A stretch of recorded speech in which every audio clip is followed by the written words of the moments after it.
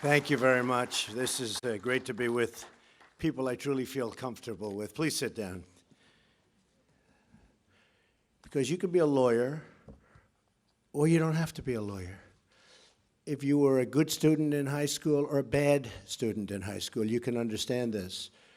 And it's really incredible to me that we have a court case that's going on so long. As you know, in Boston, we won it with a highly respected judge and a very strong opinion. But now we're in an area that, let's just say, they are interpreting things differently than probably 100% of the people in this room. I'd like to almost know, does anybody disagree when I read this? But I'm going to read what's in dispute, what's in question, and you'll see this. It's INA 212F 8 USC 1182F.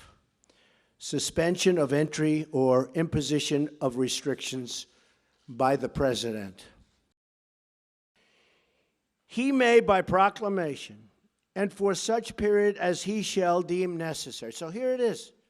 People coming in.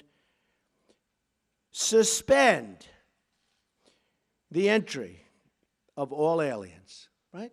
That's what it says. It's not like, again, a bad high school student would understand this. Anybody would understand this.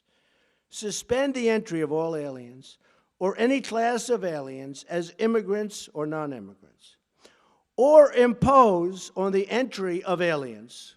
Okay, so you can suspend the aliens, right? You can suspend the aliens from coming in. Very strong.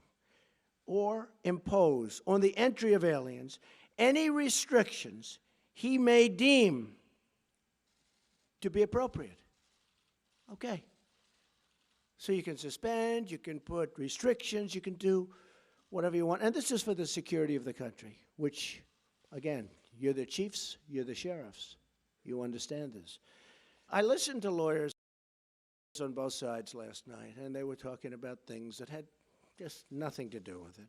I listened to a panel of judges, and I'll comment on that. I will not comment on the statements made by certainly one judge. But I have to be honest that if these judges wanted to, in my opinion, help the court in terms of respect for the court, they do what they should be doing. I mean, it's so sad. They should be, you know, when you read something so simple and so beautifully written and so perfectly written, other than the one statement, of course, having to do with he or she, but when you read something so perfectly written and so clear to anybody, and then you have lawyers, and I watched last night in amazement, and I heard things that I couldn't believe. Things that really had nothing to do with what I just read. And I don't ever want to call a court biased, so I won't call it biased. And we haven't had a decision yet. But courts seem to be so political, and it would be so great for our justice system if they would be able to read a statement and do what's right.